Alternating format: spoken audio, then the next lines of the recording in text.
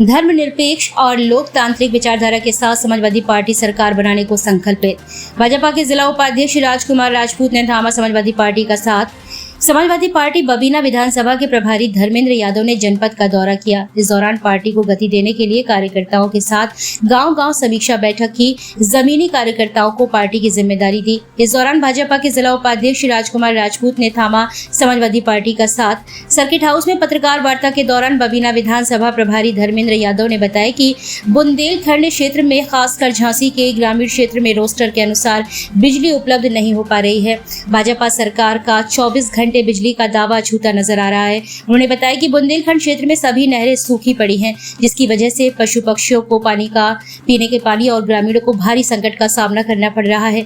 इस दौरान काफी लंबे समय से भाजपा से जुड़े जिला उपाध्यक्ष पद पर रह रहे राजकुमार राजपूत ने सपा का दामन थामा और कहा कि भाजपा की विचारधारा विपरीत दिशा की ओर जा रही है। भाजपा के द्वारा संविधान को कुचलने का प्रयास किया जा रहा है। कागजों पर तो बहुत सारे काम दिखाए जाते हैं, लेकिन धरातल पर एक भी नहीं दिखाई पड़ा। उन्होंने कहा कि बैकवर्ड और एससी विरोधी ये सरकार में नेता मस्त हैं, कार्यकर्ता पस्त हैं। मेरे जैसे कई कार्यकर्ता हैं जिनका बड़े नेताओं के द्वारा लगातार शोषण किया जा रहा है। समाजवादी पार्टी से प्रभावित होकर मैं सपा का दामन थाम रहा हूं और आने वाले चुनाव में समाजवादी पार्टी की सरकार बनाना मेरा मुख्य उद्देश्य है। इस दौरान उन्होंने भाजपा पर कई गंभीर आरोप लगाए।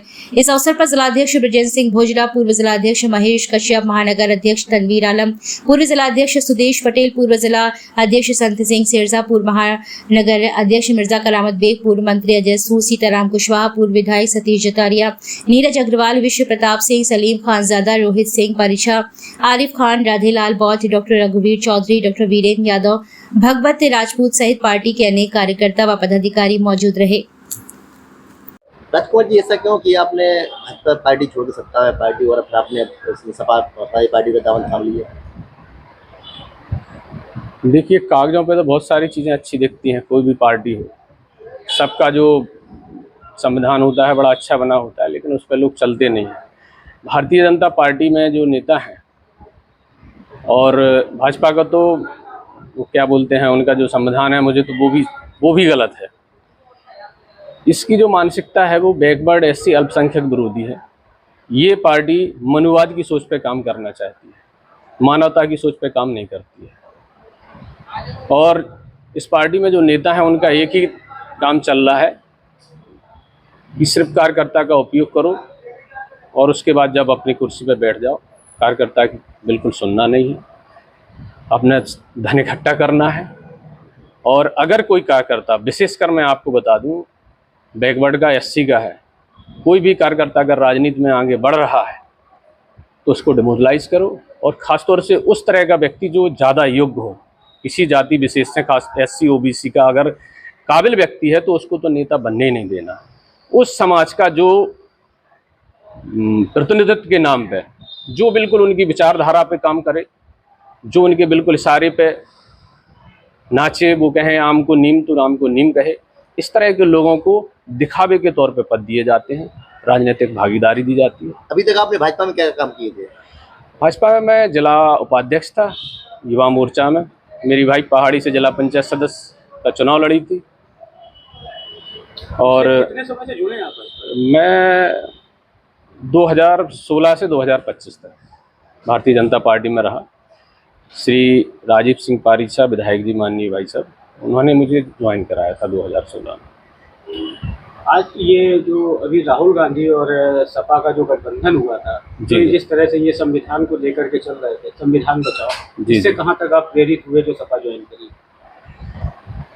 देखिए, ये जो चल रहा था ये भी सही था भाई। आप जिस देश के लाखों लोग कुर्बानी दे के और तमाम लोगों ने अपने तमाम सालें गुजारने के बाद जो संविधान बनाया, उसके खिलाफ आप अपनी सामंतशाही फासिस्टवाद, जिसको फांसीवाद कहें, उस सोच के साथ काम करना चाहते हैं, संविधान के खिलाफ काम कर रहे हैं आप।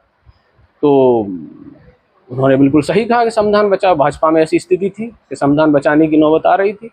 आप देख रहे हैं पूरे देश को, जब सेकुलर देश है, इसमें कैसे किस तरह से कि आप किसी धर्म को एकदम मुद्दा बना रहे हैं सेकुलर देश में। क्या किसी दूसरे धर्म के रहने के लिए कोई व्यक्ति इस देश में रहना ही नहीं चाहिए? भाई, ये देश बना कॉन्स्टिट्यूशन लिखा के तहत ये देश बना 1947। उसके पहले तो ये भारतीय उपमहाद्वीप था, तमाम छोटे छोटे राजा थे, सब राजाओं के अपने अपने संविधान थे, अपने अपने कायदे कानून थे। जब 1947 में ये देश बना तब जाके एकीकृत होके एक नियम लागू हुआ, एक इस तरह से। तो 1947 में ही तो देश बना। और आप बात करते हैं बाबर के जमाने की, ये क्या बेतुकी बात है भाई। बाबर आए थे, फिर कौन आया था, उसके पहले हुड आए थे, कौन क्या आया था, ये बेतुकी बातें करते हैं आप। मतलब भाजपा की राजनीति का एक ही काम है, वो कहते हैं ना डिवाइड एंड रूल, अंग्रेजों वाली। तो अंग्रेजों वाली राजनीति इनकी है, SC ST OBC को बांटो, हिंदू मुस्लिम को बांटो। हमको तो सत्ता हासिल करनी है और एन के एन प्रकार सत्ता में बने रहने के लिए कुछ भी करना पड़े, सत्ता हासिल हो जाए, सत्ता में बने रहने के लिए कुछ भी करना पड़े, दंगे फसाद कराना पड़े, हजारों लोगों की हत्याएं कराने पड़े, वो सब करेंगे, लेकिन सत्ता में रहेंगे। आपको क्या लगा कि आप समाजवादी पार्टी में काफी अच्छे माहौल में रहेंगे? देखिए, समाजवादी पार्टी को भी यहाँ की जनता ने देखा है और पिछले 10 साल से भारतीय जनता पार्टी की भी जनता को देख रहे हैं। समाजवादी पार्टी एक सेकुलर पार्टी है जो मानवतावादी सोच पर है। समाजवादी पार्टी के विकास को लोग आज भी याद करते हैं। लोग बदनाम करते थे कि समाजवादी पार्टी में गुंडाई होती थी, ये गलत बात है। व्यक्तिगत दुश्मनी किसी की है तो वो तो हमेशा होंगी, चाहे समाजवादी हो, भाजपा हो या कोई भी पार्टी हो, राष्ट्रपति शासन हो। जो व्यक्तिगत दुश्मनी जो चलती है, किसी ने किसी के भाई को मार दिया, बेटे को मार दिया, तो लोग सरकार किसी के वो बदला लेते हैं, वो चीज़ें नहीं रुकती हैं। लेकिन कुछ चीज़ें होती हैं सामाजिक। अब आप ये देखिए, जैसे कि अभी लखीमपुर खीरी के विधायक थे योगेश वर्मा, उनको एक साधारण आदमी ने मारा, पीट दिया। बताइए, पुलिस फोर्स के सामने एक विधायक पिट रहा है शासन सत्ता का, और उसकी FIR तक नहीं लिखी जा रही है। FIR नहीं लिखी जा रही है। 2 दर्जन विधायकों के साथ वो माननीय मुख्यमंत्री से मिल रहा है, उसके बाद भी उसकी कोई सुनवाई नहीं होती। काफी प्रयास के बाद मुकदमा दर्ज होता है तो वो भी बहुत कम धारा में दर्ज होता है। ये गलत है ना भाई। ऐसा तो नहीं होता है कि कम से कम इसलिए कि यार ये बैकवर्ड का आदमी, इसके साथ हम ऐसा करें। अभी माननीय मन्नू लाल कोरी जी के वो बेटा थे, ललितपुर की घटना, आपके बगल की घटना है, वो मंदिर में गए, उनको पुजारी जी ने बहुत बेइज्जती के साथ गाली गलौज करके मार धक्के दे के भगा दिया। ये सब चीजें क्या है? तो क्या आप जाति देख के डिसीजन लेंगे, धर्म देख के आप करेंगे कि आप कानून लगाएंगे, सिलेक्टेड कानून लगाएंगे कि भैया यार हमको तो यार ये इस जाति का है तो बचाना है, इस जाति का है तो इसको तोड़ना है। तो ये सब चीज़ें जो हो रही हैं, ये तो समाजवादी में कभी नहीं हुए। और मुख्य कारण रहा है मीडिया का। आपको बताएं, मीडिया ये समाज को बदलने का सबसे बड़ा स्तंभ मीडिया होता है। चाहे तो गुमराह कर दे, चाहे तो सही राह दिखा दे। अब जो गोदी मीडिया जो शब्द चल रहा है, यानी किसी की गोद में बैठा हुआ मीडिया, तो ये गोदी मीडिया जो जबरदस्त चल रहा है, ये ऐसे थोड़ी चल रहा है। मीडिया एक तरफा चल रहा है, भाजपा के खिलाफ कोई बात है तो कोई दिखाता ही नहीं है, और भाजपा के पक्ष में है तो भाजपा के पक्ष में है तो पूरे चैनलों पर वही चलेगी। मतलब बेतुकी बात भी चलेगी। प्रधानमंत्री जी क्या कर रहे हैं, प्रधानमंत्री